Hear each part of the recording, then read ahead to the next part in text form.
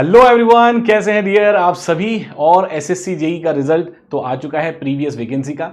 अब बहुत सारे बच्चे इंतजार कर रहे होंगे कि सर नेक्स्ट वैकेंसी कब हमें देखने को मिलेगी। तो बहुत जल्दी ही आपको उसका नोटिफिकेशन भी देखने को मिलेगा और नंबर ऑफ वैकेंसीज भी बहुत जल्दी आपको देखने को मिलेगी। तो आपको अपनी प्रिपरेशन राइट टाइम पर स्टार्ट कर देनी है। तो आज एक बहुत इंपॉर्टेंट सेशन मैं आप लोगों के लिए लेके आया हूं, जिसमें वो सारे स्टूडेंट जो 2026 को टारगेट कर रहे हैं या 2027 को टारगेट कर रहे हैं, तो उन्हें यह पता होना चाहिए कि एसएससी में किन किन सब्जेक्ट्स का वेटेज सबसे ज्यादा होता है। और आज के इस पूरे सेशन में सिर्फ सब्जेक्ट वाइज वेटेज की बात नहीं करेंगे, इसके साथ साथ टॉपिक वाइज वेटेज की भी हम लोग बातचीत करने वाले हैं कि कौन कौन से टॉपिक्स हैं सब्जेक्ट्स में जो हाईली वेटेज सब्जेक्ट्स होते हैं, उनके अंदर कौन से ऐसे टॉपिक हैं जिसको अगर आप पढ़ लोगे तो आप मैक्सिमम मार्क्स स्कोर कर सकते हो एसएससी के अंदर। तो लास्ट तक जरूर बने रहना इस पूरे एनालिसिस के अंदर, ठीक है। तो ऐसे 2026 हाईली वेटेज टॉपिक की बात करें, जो बिल्कुल नए स्टूडेंट उनको बता दूं कि एसएससी का जो पैटर्न होता है उसके अंदर आपके पास 50 नंबर का यहां पर रीजनिंग आएगा। तो जनरल इंटेलिजेंस रीजनिंग 50 मार्क्स आपको देखने को मिलता है।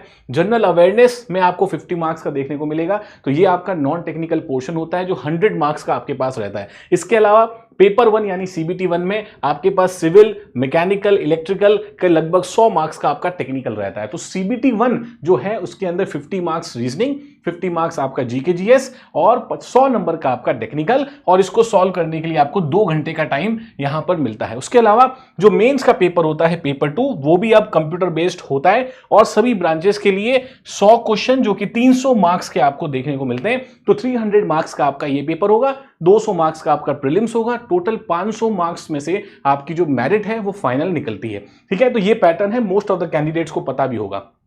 अब आ जाते हैं कौन कौन से सब्जेक्ट्स हमारे यहाँ हाईली वेटेज टॉपिक्स हैं।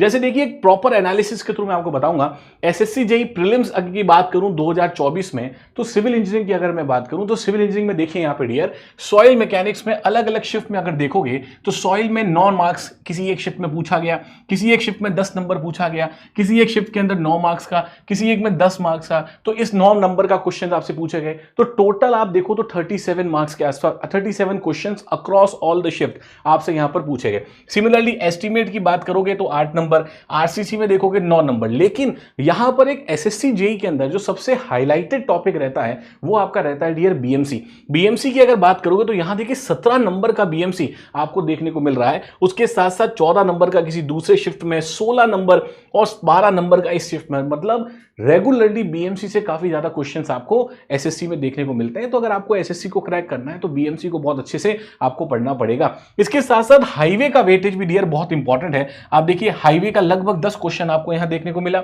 7, 8, किसी किसी शिफ्ट में 11 क्वेश्चन भी देखने को आपको मिल रहा है यहां पे, क्लियर है। उसके साथ साथ अगर एफएम एचएम की बात करें तो एफएम में देखिए 12 क्वेश्चन, ये प्रीलिम्स की बात कर रहा हूं मैं, यहां पर 11, यहां पर 10, यानी टोटल एफएम के क्वेश्चंस भी काफी अच्छे खासे आपको देखने को यहां पर मिल रहे हैं। उसके अलावा एनवायरमेंट एक बड़ा टॉपिक है जिसके अंदर देखिए 10 क्वेश्चन, 11 क्वेश्चन। मतलब ये 3 से 4 सब्जेक्ट्स को अगर आप प्रॉपर्ली कर लेते हैं तो आप लगभग 50 to 55% ऑफ द मार्क्स को बहुत इजीली टारगेट कर पाओगे। एक एनालिसिस देखिए बहुत ही सुंदर सा, जो बार चार्ट में मैंने एक एनालिसिस आप लोगों के लिए बनाया है कि टोटल मार्क्स पूछे गए चारों शिफ्ट के अंदर एसएससी के प्रीलिम्स में, उसमें सबसे ज्यादा देखिए क्वेश्चंस आए हैं आपके बीएमसी से, और वहां पे लगभग 59 क्वेश्चन 4 शिफ्ट में मिला के आपको देखने को मिले। उसके बाद एफएम और एचएम का सेकंड हाईएस्ट वेटेज था, दैट इज 42 मार्क्स, उस 42 क्वेश्चन। उसके बाद देखिए एनवायरमेंट जिसमें से लगभग 41 क्वेश्चन, और सॉइल और आरसीसी इसमें से लगभग 37 और सर्वे इसमें भी लगभग 37 आपके पास टोटल नंबर ऑफ क्वेश्चंस थे जो पूरे 4 शिफ्ट में मिला के आपको देखने को मिले।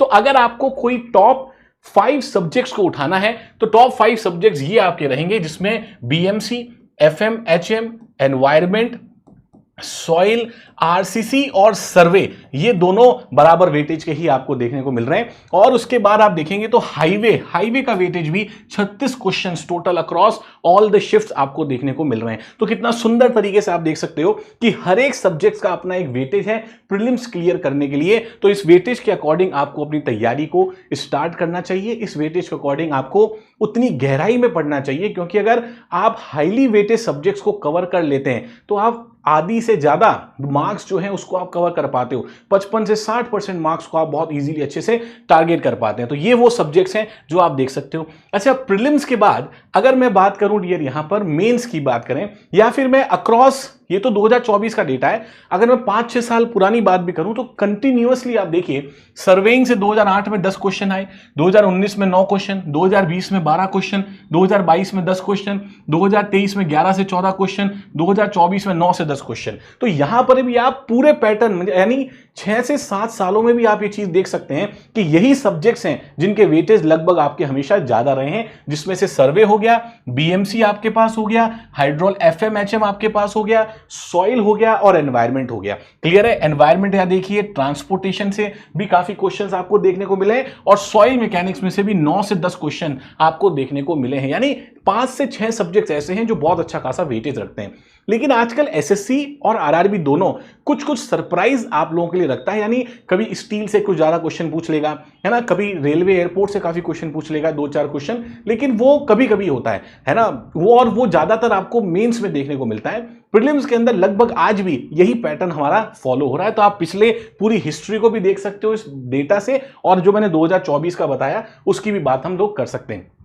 सर ये तो बात हो गई सीबीटी 1 की। अगर मैं बात करूं सीबीटी 2 की, तो सीबीटी 2 के अंदर भी अगर आप देखेंगे तो एक सेट पैटर्न है जो एसएससी फॉलो करता है। और बेटा अगर आप टारगेट कर रहे हो पेपर को तो आपको दिमाग में सीबीटी 1 प्लस सीबीटी 2 दोनों को दिमाग में रख के ही अपनी तैयारी को पहले दिन से स्टार्ट करना होगा, ताकि आप एक कॉम्प्रिहेंसिव 500 नंबर को जो है जब टारगेट करोगे या 500 नंबर को आप जब देखोगे उसमें आप मैक्सिमम मार्क्स को टारगेट कर सकते हो। तो हमें सीबीटी 1 सीबीटी 2 को अलग अलग नहीं सोचना है, हमें दोनों को साथ लेके हमेशा सोचना है। तो यहां पर भी देखेंगे तो यहां पर डियर देखिए बीएमसी सीटी में लगभग 11 क्वेश्चंस यहां पर आपके थ्योरी के देखे गए थे। न्यूमेरिकल, देखो न्यूमेरिकल वेटेज भी बहुत इंपॉर्टेंट है। अगर मैं सीबीटी 2 का सब्जेक्ट वाइज एनालिसिस करूं तो देखिए थ्योरेटिकल लगभग आपके पास 49 क्वेश्चन, यानी मैक्सिमम वेटेज आपका सीबीटी 2 में भी थ्योरेटिकल का रहता है। लेकिन अगर यहां न्यूमेरिकल देखोगे तो देखो सीबीटी 2 में इसकी संख्या ज्यादा है, 23 न्यूमेरिकल्स, यानी 23% न्यूमेरिकल आपको यहां पर देखने को मिले।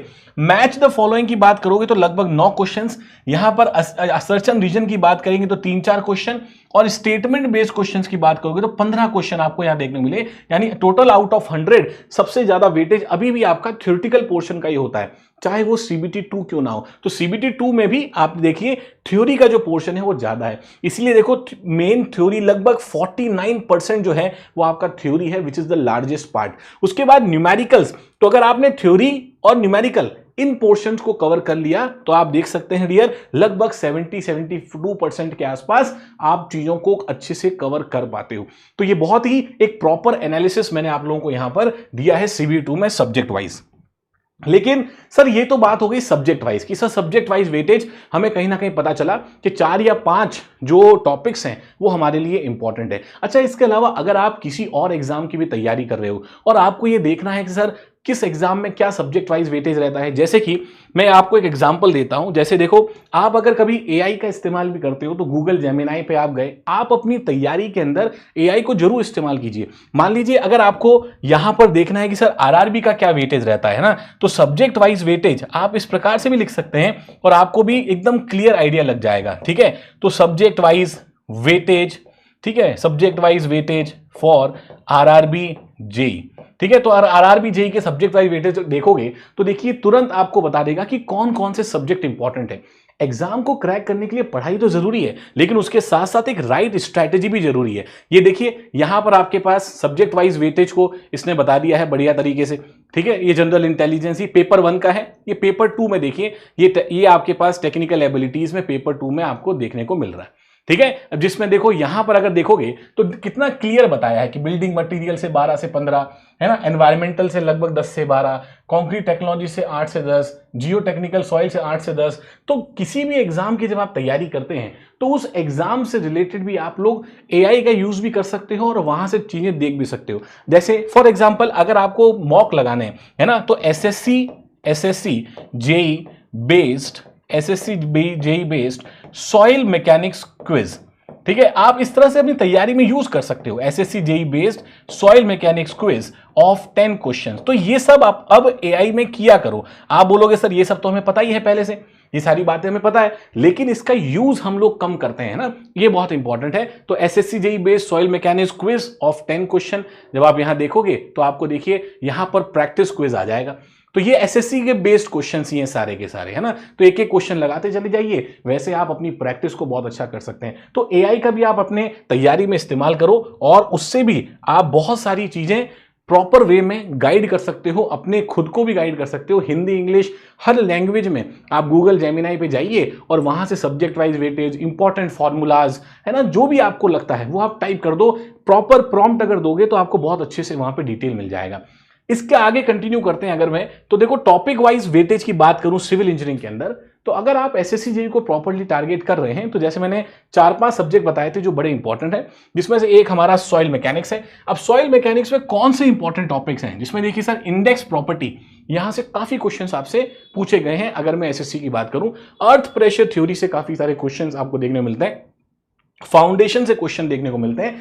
और इसके साथ साथ आप क्लासिफिकेशन ऑफ सॉइल भी इसमें लिख सकते हो, क्योंकि क्लासिफिकेशन ऑफ सॉइल से भी कंटिन्यूअस क्वेश्चन आपको देखने को मिले। उसके अलावा डियर कॉम्पैक्शन हो गया और परमिबिलिटी एंड शियर स्ट्रेंथ। मैं ये नहीं कह रहा बाकी टॉपिक्स इंपॉर्टेंट नहीं है, मैं ये बता रहा हूं कि ये वो टॉपिक्स हैं जहां से ज्यादा प्रश्न आपसे पूछे गए हैं। उसके बाद अगर सेकंड बात करें बीएमसी और कंक्रीट में से, तो ये कुछ टॉपिक्स हैं जिसमें मैक्सिमम क्वेश्चंस का वेटेज रहा है, जैसे कि ब्रिक हो गया, जैसे कंक्रीट हो गया, जैसे डियर टिम्बर आपके पास हो गया, सीमेंट और एग्रीगेट जैसे टॉपिक्स ये ज्यादा पूछे गए हैं। तो जब आप तैयारी करते हैं तो इन टॉपिक्स को थोड़ा ज्यादा फोकस करने की कोशिश करना। उसके बाद देखो डियर स्ट्रेंथ ऑफ मटेरियल की मैं बात करूं तो इसमें प्रॉपर्टीज ऑफ मटेरियल जो आपका पहला चैप्टर है वहां से बहुत क्वेश्चन आते हैं, है ना। एसएफडी बीएमडी से काफी क्वेश्चन आते हैं, कॉलम रिलेटेड बहुत क्वेश्चन आपको प्रीलिम्स में देखने को मिलेंगे एसएससी जेईई के अंदर, स्लोप डिफ्लेक्शन मेथड से, थ्योरी ऑफ फेलियर और स्ट्रेन एनर्जी, ये कुछ टॉपिक्स हैं। बाकी टॉपिक से भी आएंगे लेकिन ये ज्यादा हाईलाइटेड टॉपिक्स होते हैं। तो अगर आपने इन टॉपिक्स को प्रॉपर्ली कवर कर लिया तो आपका काफी सारी चीजें कवर हो जाएंगी। इसके अलावा आरसीसी की बात करें तो आरसीसी में डियर प्रॉपर्टीज हो गया, प्री स्ट्रेस हो गया आपके पास, आजकल प्री स्ट्रेस से क्वेश्चन पूछने लगे हैं, है ना। ग्रेड ऑफ कंक्रीट हो गया, कॉलम और बीम से क्वेश्चंस आपको काफी ज्यादा पूछे जाते हैं। तो ये आरसीसी का वेटेज है आपके पास। एनवायरमेंटल इंजीनियरिंग जिसका वेटेज अब और भी धीरे धीरे इंक्रीज भी हो रहा है एक तरीके से, तो इसमें सर एयर नॉइज पोल्यूशन से कुछ ना कुछ एक आध क्वेश्चन तो आ ही जाता है, एक या दो क्वेश्चन तो एयर नॉइज पोल्यूशन से थ्योरेटिकल क्वेश्चन आ जाता है। उसके अलावा वाटर ट्रीटमेंट, सीवेज ट्रीटमेंट और सॉलिड वेस्ट, ये कुछ टॉपिक्स हैं जहां से सबसे ज्यादा आपके पास हाईलाइट रहते हैं, सबसे ज्यादा नंबर ऑफ क्वेश्चंस आपसे पूछे जाते हैं। ठीक है, तो डियर इस पूरे सेशन में हम लोगों ने बातचीत करी है कि सब्जेक्ट वाइज वेटेज क्या रहता है, ये तो हमने देखा ही, लेकिन उसके साथ साथ टॉपिक वाइज कौन कौन से टॉपिक्स हैं जो आप अगर कवर कर लेते हैं तो आप लगभग 65 से 70% ऑफ द एरिया को कवर कर लोगे। देखिए गवर्नमेंट एग्जाम निकालने में टाइम बहुत इंपॉर्टेंट होता है और आपको अपना टाइम वहां इन्वेस्ट करना है जहां से मैक्सिमम आउटपुट निकले। तो सबसे पहले हाईली वेटेज टॉपिक्स को आपको थ्योरी में या प्रैक्टिकल में या आप न्यूमेरिकल बेसिस पर देखें तो उसको आपको बहुत बेहतरीन वे में कवर कर देना है। तो जब आप इसको कंप्लीट सिलेबस कवर करने बैठते हैं, शुरुआत कीजिए हाईली वेटेज टॉपिक से, ताकि आप जितना टाइम इन्वेस्ट कर रहे हैं उसका एक बेहतर आउटपुट आपको देखने को मिले। वीडियो कैसा लगा कमेंट में जरूर बताना and all the very best. अगर आज से आप अपनी प्रिपरेशन को स्टार्ट कर रहे हैं और कमेंट में मुझे यही बताना कि कौन से ईयर को आप टारगेट कर रहे हो, एसएससी जेईई में किस ईयर को टारगेट कर रहे हो, क्या नेक्स्ट ईयर 2026 2027। मिलते हैं नेक्स्ट किसी वीडियो में। Till then keep learning and keep rocking. Thank you so much.